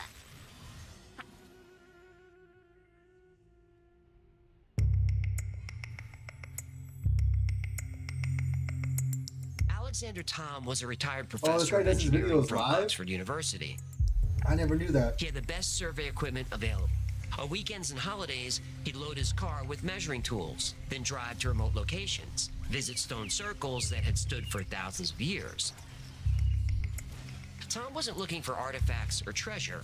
He was looking for patterns. Over decades of fieldwork, he studied more than 600 megalithic sites across Britain and France. Then Tom made an extraordinary claim. These ancient builders were using technology far ahead of their time. These Neolithic people were thought to be primitive, no writing, no advanced mathematics. But somehow they used a standardized unit of measurement. He called it the megalithic yard, 2.72 feet, or 0.829 meters. Not 0.828, not 0.83, exactly 0.829 meters. The same measurement appeared all over the ancient world, used for thousands of years. Alexander Tom knew he'd found more than a prehistoric ruler. He'd found a key. As he analyzed data from hundreds of sites, a pattern emerged. The stone circles weren't crude piles of rock. They followed precise geometric designs, perfect circles and ellipses. The Ring of Brodgar in Scotland has 27 stones set in a perfect circle, but it was originally 60 stones. 60 matches ancient Mesopotamian math systems. 60 seconds, 60 minutes, 6 days of creation. Stone placement accurate to within half an inch over a 340-foot diameter. Modern surveyors with laser equipment couldn't do better. This wasn't primitive work. This was advanced engineering. The perimeter of the Sarsen Circle at Stonehenge measures exactly 120 megalithic yards. The width of each stone is 2.5 megalithic yards. These aren't rough estimates. These are exact values. Tom found the same geometric principles occurring again and again. Evidence of Pythagorean triangles, thousands of years before Pythagoras was born. They were encoding mathematics into the landscape, using the megalithic yard as their standard unit. But these weren't just monuments. They were machines, giant instruments built of earth and stone. Tom believed they were observatories. Sites like Callanish on the Isle of Lewis, the massive complex at Avebury. These were immense clocks and calendars. I don't know why this face Using checked. the It kind of megalithic yard, builders fucked up right achieved there. perfect alignment with the solstice sunrise. Oh, They tracked that the hurts so equinoxes. Now, most people think the equinox is when day and night are the same length. Well, that's actually called the equilux, which happens a few days before. The equinox is when the center of the sun crosses the Earth's equator. Stone Age people aren't supposed to know what the equator is. Some sites were precise enough to predict lunar eclipses. They even tracked the moon's maximum northern and southern positions. This is almost a 19-year cycle. This required generations of observation and incredibly precise measurement. The megalithic yard wasn't arbitrary. It wasn't just a convenient length like a pace or an arm span. Tom believed it came from the cosmos itself, a unit linked directly to the planet. Some researchers think the megalithic yard was part of a system based on a 366-degree circle, not our modern 360-degree system. In that system, each degree had 60 arc minutes. Each minute, 6 arc seconds. Each arc second equaled 366 megalithic yards. Now multiply all those numbers together, you get the circumference of the Earth. Think about that. People without writing, without modern mathematics, without telescopes or computers, somehow calculated a unit of measurement based on the exact size of our planet, thousands of years before we had accurate ways to measure this. Geometry, astronomy, mathematics. This wasn't superstition, this was science. These ancient cultures weren't in contact with each other, but possessed the same ancient knowledge, which could mean only one thing. The knowledge came from a single source.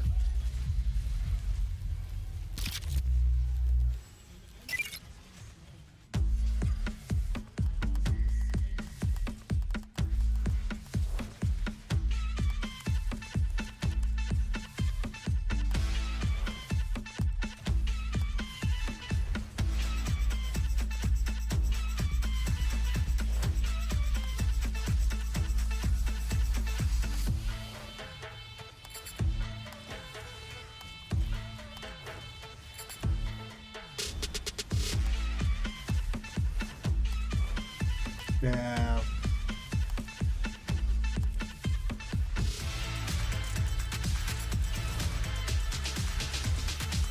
Altia, save the tower.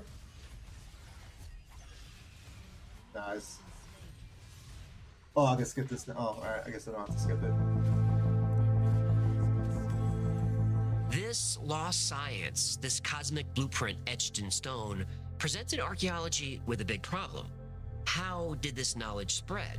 We're talking about hundreds of sites, from the Orkney Islands north of Scotland, down through England and Wales, across the Channel to Brittany and France. Sites separated by hundreds, sometimes thousands of miles, built over hundreds of years, by cultures with no known direct contact.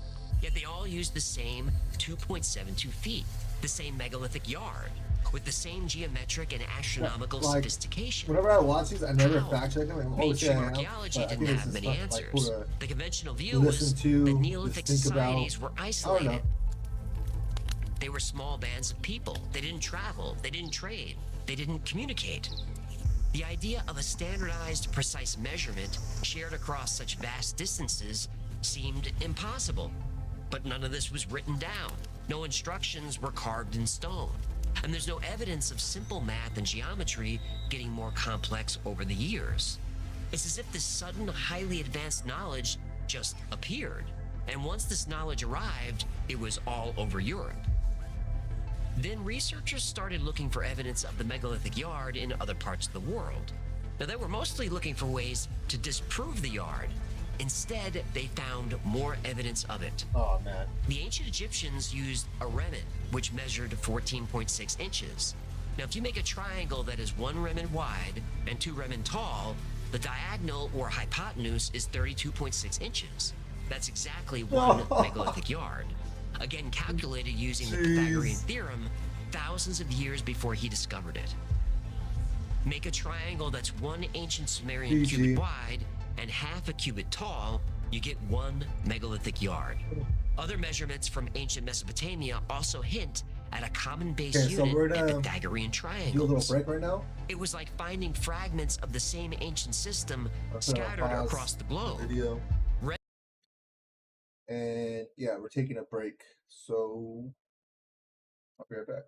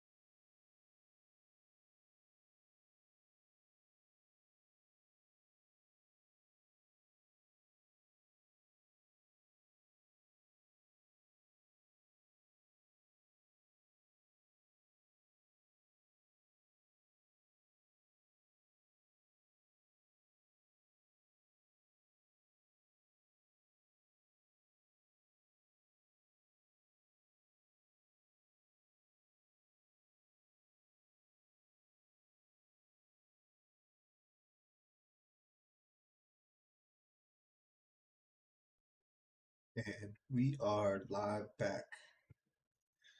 And you know what? I just realized I don't have a scene switcher, so I'm just gonna make that real quick.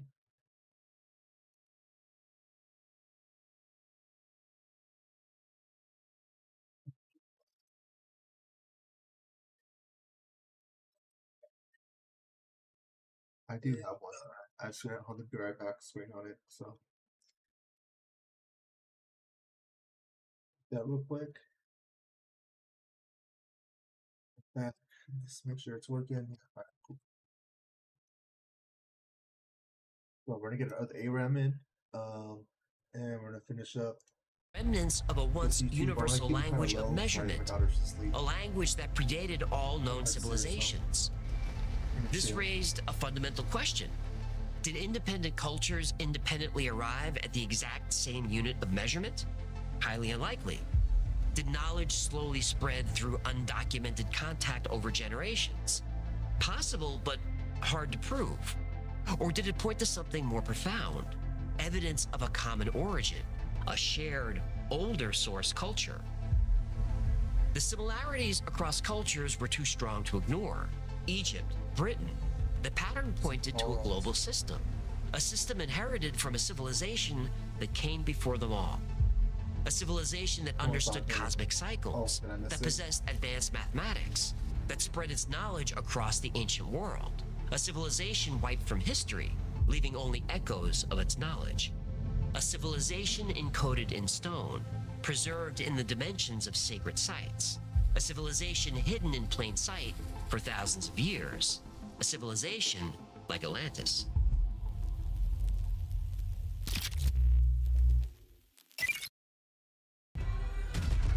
What is power? Maybe the better question is, how much of it can you handle? In the GMC Sierra EV Denali, we are professional grade. And oh, I can't see it.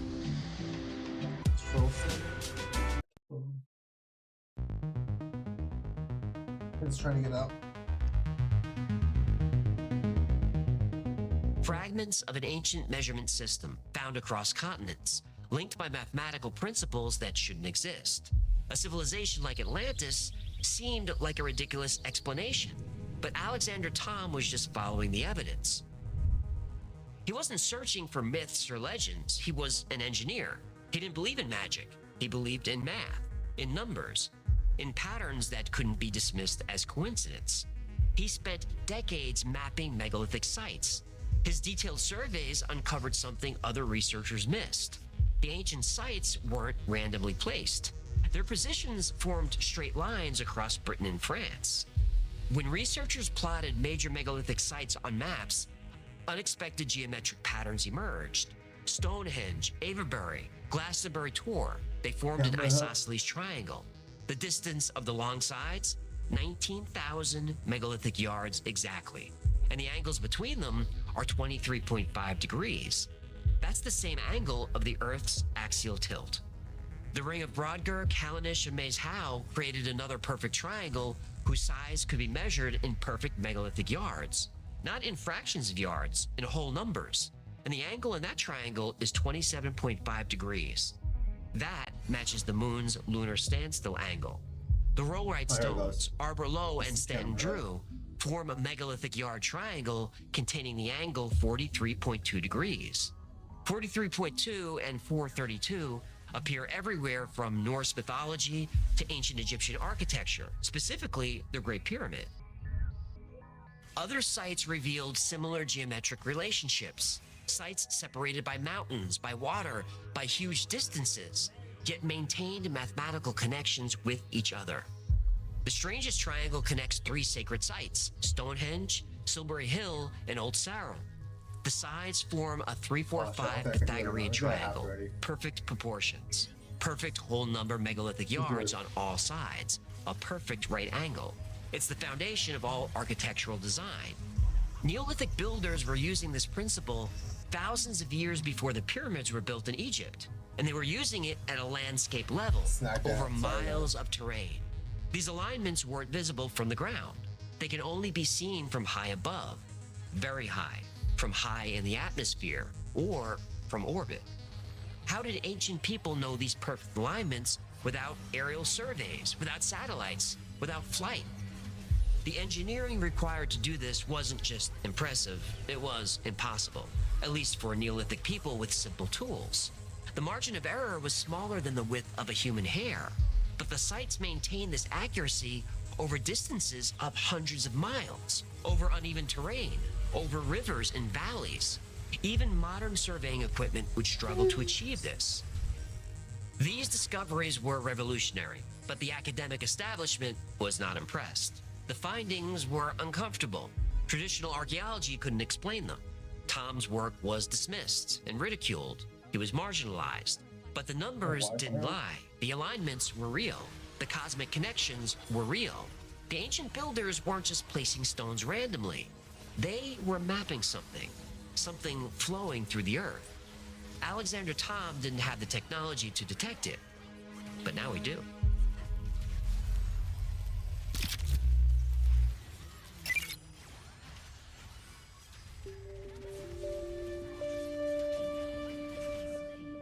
Critics of the megalithic yard focused on margins of error, but Thom saw more than numbers in the stones. He saw intention, design. The megalithic builders weren't just placing stones randomly.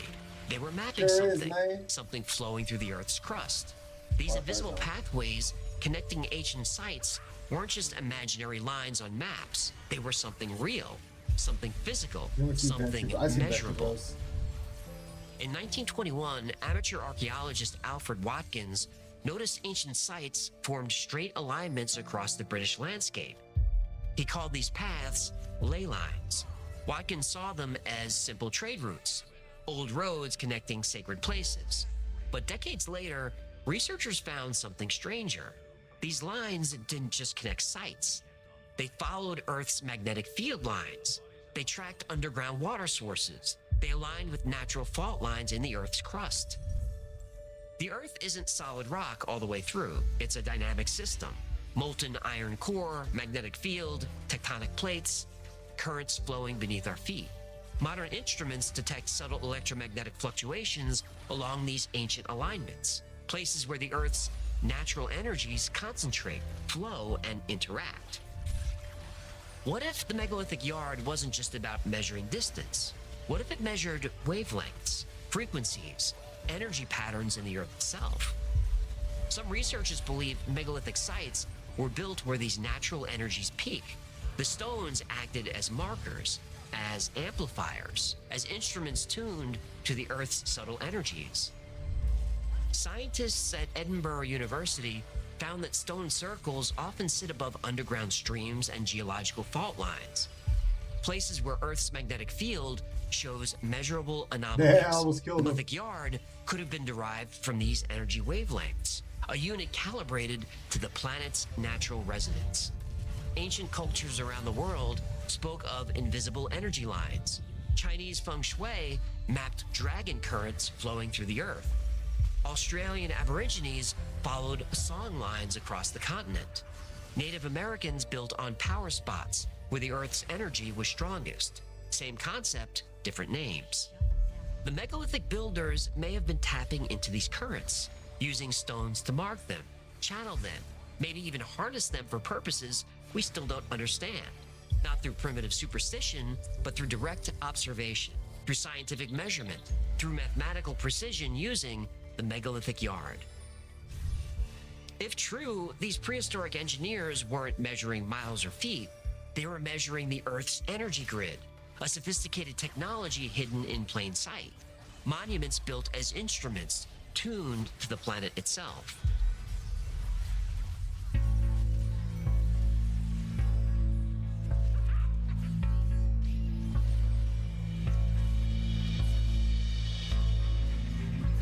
Others point to the acoustic properties of these sites. Stonehenge, Newgrange, Karnak, they create unusual sound effects, standing waves, resonant frequencies. A drum struck at certain spots in Stonehenge creates vibrations that match the site's key measurements in megalithic yards. The correlation is mathematical, it's precise and deliberate. The megalithic yard is 0.829 meters, a strange number, unless you start thinking in terms of harmonics. A 0.829 meter wavelength is 413.6 hertz. That's very close to the G-sharp note just above middle C, a harmonic tone.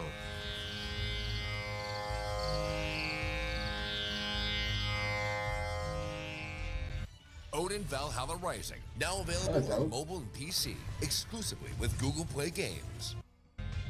As we've covered before, many sites, including the Great Pyramid of Giza, resonate around harmonic frequencies. Stone chambers can amplify these frequencies. The precise geometry of stone circles, potentially laid out using the yard, might have created powerful acoustic chambers. What's interesting is hearing these sounds in the center of the circle of stones. Today you can still hear some echoes. So you hear the birds calling, or if you clap your hands, or if you play a musical instrument, you hear quite a subtle echo. But if you're listening, it is clearly there. Think of how sound behaves in a cathedral or specially designed concert hall.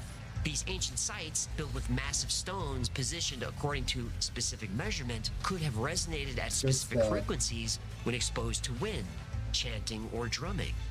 Archaeologists generally agree that Stonehenge was some sort of temple aligned with the movements of the sun.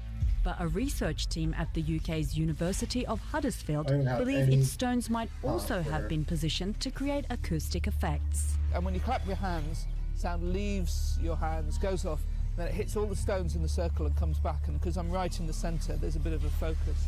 And we know that frequencies affect the human mind. They can induce altered states of consciousness. And the megalithic yard has another dimension. It might connect to human biology. The number 2.72, or more precisely, 2.718, is the mathematical constant E, Euler's number. It's one of the most important numbers in mathematics. It's the base of natural logarithms, found everywhere in nature.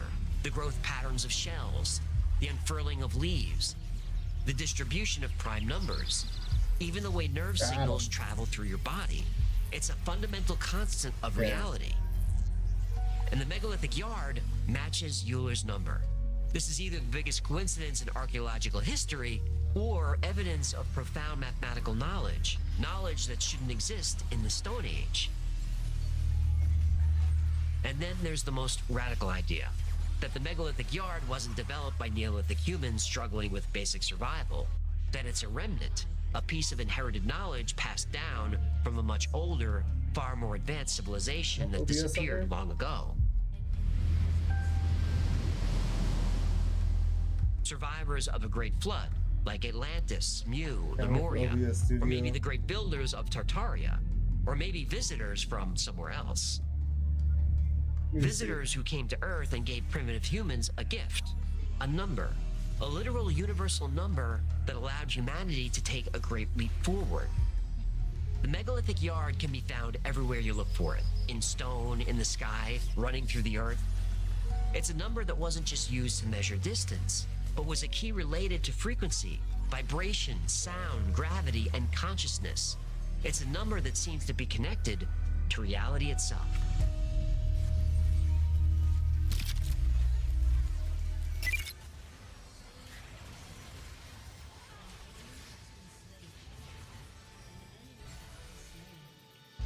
Ancient builders tapping into fundamental constants of the universe, encoding secrets in stone circles using a single precise unit, a unit rediscovered thousands of years later by a persistent Scottish engineer.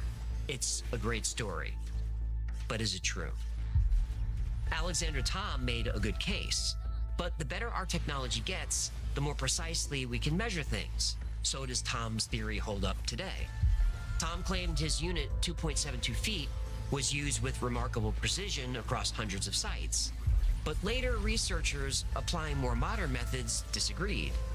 Archaeologist Clive Ruggles said Thom's analysis suffered from selection bias. He focused on sites and measurements that fit his hypothesis while overlooking others. We see this with every urban legend, every paranormal or UFO story. People cherry-pick the facts that support their story and ignore everything else. Like the triangles. If you connect enough sites, you'll be able to find triangles with right angles. But none of the triangles are as perfect as Thom claimed. Most ancient sites don't use the megalithic yard, but some do. Tom focused on those. The rest use measurements close to a megalithic yard, but close only counts in horseshoes and hand grenades, not when trying to explain a universal cosmic numerical constant. That kind of number should be consistent. It's not. Then there's the lack of direct physical evidence. We have examples of ancient Egyptian cubit rods. We have Mesopotamian weights and measures. But despite decades of searching, no one has found a Neolithic rod clearly marked with a measurement of a megalithic yard. So if not a precise standardized yard, why did Tom always record measurements of about 2.72 feet? Well, there are simpler, less exotic explanations. The length of 2.72 feet is very close to a comfortable step, especially for measuring ground. That's how we'd measure the backyard for football. We'd walk and count our steps. The yard might be nothing more than the average stride length used by builders laying out sites. This method wouldn't create lengths that are perfectly uniform, but since humans are pretty much the same size, the length of their stride is pretty much the same length. This would result in measurements clustering around an average that Tom later identified as the yard. Tom took tens of thousands of measurements of all kinds of things from over 600 locations. That's a lot of data to choose from. Modern survey techniques like LiDAR sometimes confirm Tom's measurements with surprising accuracy. Other techniques show subtle variations he might have missed. Honestly, the whole picture is complicated. But Tom's critics missed something important. The sites were used for astronomical observation. This is fact, not speculation. Multiple studies confirm this. But here's where it gets weird. Some stone circles predict eclipses. The Aubrey Circle at Stonehenge aligned with a complex 56-year eclipse prediction cycle. The ancient Greeks couldn't calculate this. The Babylonians couldn't predict this. Yet somehow Neolithic farmers, without writing, without mathematics as we know it, encoded this information in stone. The sites work. They function as astronomical computers. The question isn't whether they used advanced mathematics. The question is how they knew it. So where does that leave us? Well, I think Alexander Thom is a hero. His dedication was incredible. His surveys provided invaluable data. He forced archaeologists to take another look at many megalithic sites. These weren't random piles of rocks. It wasn't until the 1960s that computers confirmed that Stonehenge and sites like it were built with intention and great skill. But was there a single universal megalithic yard accurate to millimeters shared across Neolithic Europe? Probably not. There's no physical evidence to support it. But that doesn't mean it doesn't exist. And we still don't have good answers as to how these sites were built. How did primitive people without metal tools or written language manage to quarry 30-ton stones, move them 20 miles, and stand them up? Well, in the 90s, archaeologist Julian Richards demonstrated how 140 people could move a 40-ton stone using Neolithic tools. Yeah, I miss. But it wasn't easy for them, and they weren't very accurate. Yet these sites are over 5,000 years old and show complex geometry. Their structures are aligned precisely with the movements of the sun and the moon. The more we study them, the more we learn that Stone Age humans were making mathematical and cosmological connections thousands of years before anyone thought possible. The real mystery to me is not how our ancestors built these monuments, it's why they stopped. They moved mountains and mapped the stars and built structures aligned with cosmic precision. Then suddenly, they didn't. Only 5% of Göbekli Tepe has been excavated. So why are we still at 5%, and what is the holdup? Which is how I came to learn that a 20-year partnership that enabled the Dogus Group to oversee excavations and tourism management at Göbekli Tepe. This was literally announced at the annual World Economic Forum meeting in Davos, Switzerland. I mean, you can't make this up. There's a gap in human history. It's an uncomfortable gap that mainstream archaeology doesn't like to discuss. The director of excavations of Göbekli Tepe has called for me to be sanctioned, essentially banned from the site itself or potentially the entire country of Turkey. What other knowledge did ancient humans possess? Why did they lose that knowledge? And if so much knowledge can be lost once, who's to say it couldn't happen again?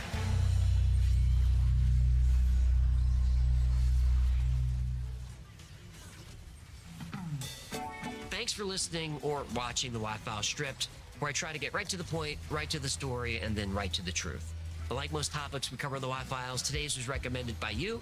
So if there's a story you'd like to see or learn more about, go to thewifiles.com/tips. If you're watching on YouTube or other video platforms, remember the Wi-Files is also a podcast. In fact, stripped episodes are designed to be podcasts where we try to use as much sound and music as we can to immerse you in the story. But if you're listening on a podcast platform, keep in mind there's a video version that contains some images we talked about and other fun visuals. You're not missing any of the story, but the video is there if you'd like to see more. Now, if you need more Wi-Files in your life, check out our Discord. There are thousands of people on there 24/7, and they're into the same weird stuff we are. It's a great community, it's a lot of fun, and it's free to join. And special thanks to our patrons who make the Wi-Files possible. Every episode, every podcast, every live stream, everything I do is dedicated to our Patreon members. I could not do this without your support. And if you'd like to support the channel and join our incredible community, consider becoming a member on Patreon. For as little as $3 a month, you get access to perks like videos and podcasts early with no commercials. You get access to merch only available to members.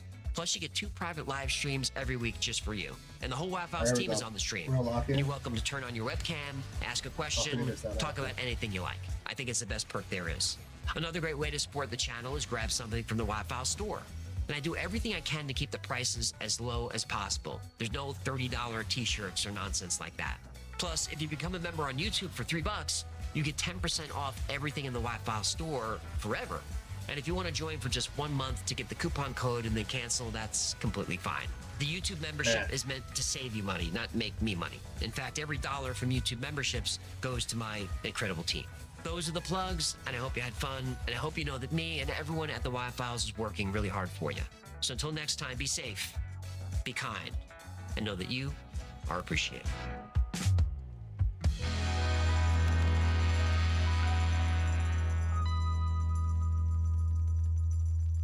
Then they take it off. Hello? Hey, human! I don't like this format! Keep all your passwords safe.